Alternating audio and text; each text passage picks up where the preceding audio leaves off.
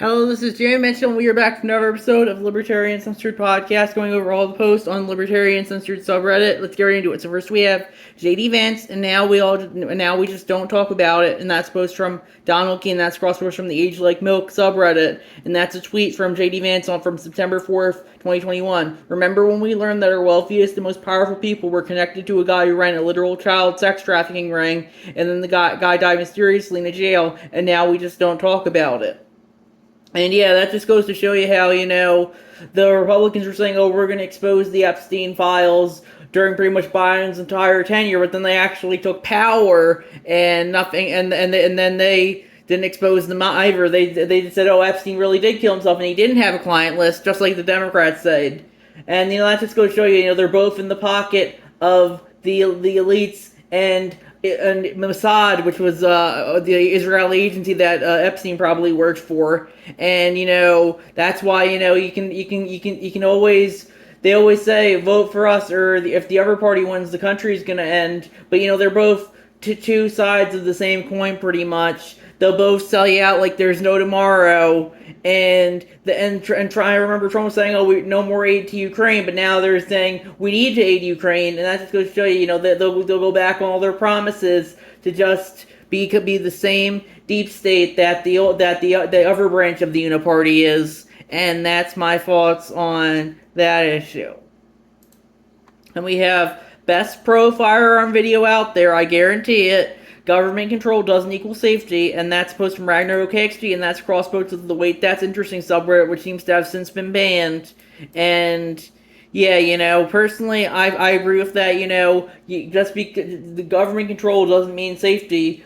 Each individual needs to be up for their own safety, and that's why the libertarian perspective is to be very pro Second Amendment and pro firearm use. If you want to have, you should be able to have access to any weapons to defend yourself that you feel fit, and that definitely includes firearms. I think everyone should have access to as many firearms as possible. And yeah, I definitely do think if the way things have been going, people might looks like they might have to start using them soon, especially if social media keeps driving people as crazy as it's been driving people crazy. And that's my thoughts on that issue.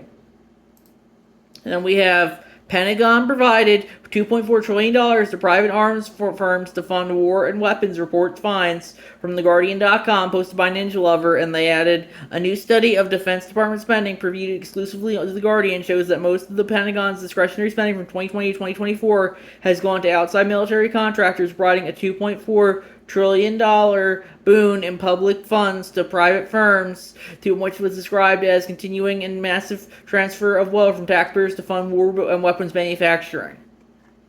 And yeah, I would agree with that. That just goes to show you the Pentagon will piss away money like there's no tomorrow, and both branches of the Uniparty are complicit.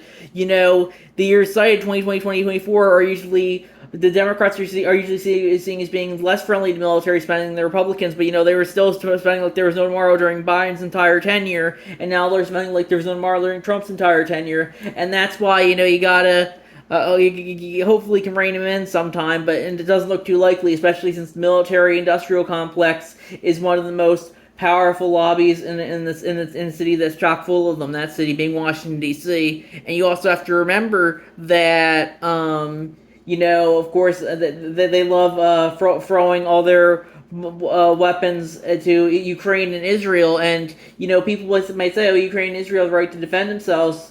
And I would agree with that, but the thing is that, I don't think we should just be throwing all arms all over there with U.S. taxpayer money. The U.S. has enough problems at home. We shouldn't be spending trillions of dollars per year on military stuff, and that includes military stuff to foreign countries. And that's my thoughts on that issue.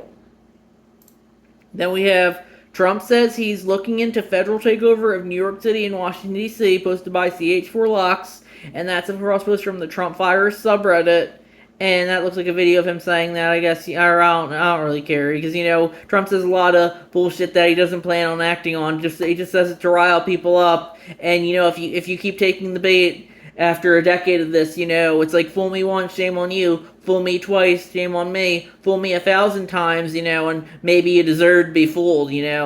You just can't keep taking this man's bait every single time, and if you do, you just can't you can't keep falling for it. I personally think it's just he's trying to rile people up, and that's what statements like this usually do. I don't think he'd ever act on it if that Mamdani guy did get elected. And just because if he does get elected, if New York wants to vote to put itself on fire or drop a nuke on it, I personally wouldn't care for that. But that's ultimately why I think the libertarian position is to be anti-democracy. Democracy is tyranny of the majority, and gives us tyrants from both branches of the Uniparty, even if they may market themselves as being different. They're pretty much the same side of the same shitty coin, as I said earlier. And that's my thoughts on that issue. Then we have analysis. Meet the new National Police Force from CNN.com, posted by Ninja Lover, and they added the agency of mask-wearing officers who aren't afraid to smash windows, detain lawmakers, and pluck nonviolent undocumented immigrants off the street is about to become the best-funded federal police force. Immigration and Customs Enforcement has already been acting with impunity during President Donald Trump's second term. And as I say in a lot of these episodes, the government can ultimately justify using whatever force it feels like, since it has a legal monopoly on the use of force, and they control the court system as well. So you might have no way to get back at them. But I think it's interesting how, they hate that ICE wears masks, but they were saying, oh, you gotta wear a mask during pretty much all 2020, 2021. And now they're saying, oh, we gotta make it illegal for ICE to wear masks. And that just goes to show you how, they don't have any values. Masks were good during COVID, but now that ICE is wearing them, masks are suddenly bad. And, that's like that's why I really can't stand about a lot of people when it comes to politics. They'll flip on something just like that if the narrative says to. And that's something else that I think is important to remember. So I personally don't really care for ICE, but ultimately, as I said, the government can justify doing whatever it feels like, and sometimes there's nothing you can really do about it. Then we have 150 Years of Libertarian from the anarchistlibrary.org, posted by Goram Person 777. They said, the first anarchist journal to use the term libertarian was La Libertaire, Journal du Mouvement Social, somewhat ironically given the recent developments in America. It was published in New York between 1858 and 1861 by French communist anarchist Joseph Jacques. And ultimately, some people might say, oh, that means libertarianism is a communist anarchist philosophy. Well, I would argue, libertarianism can be whatever you want to be. If you want to think it's a leftist philosophy, it's fine. If you don't think it's a rightist philosophy, that's fine. But I think the key thing of libertarianism you have to realize is that it's an individualist philosophy that puts the individual first and foremost, regardless of whether you think it's left or right or whatever. And that's my thoughts on that issue.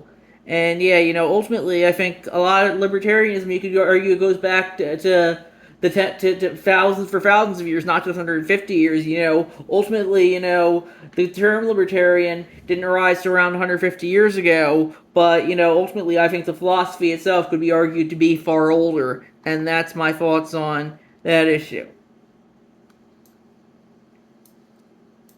Then we have What If, posted by Be the Art One, and they said, what if the administration used money allocated to ICE to add immigration judges and staff to process 5,000 Americans without papers, whose only crime was to seek a better life in America, as an alternative to putting an equal number in detention centers every day?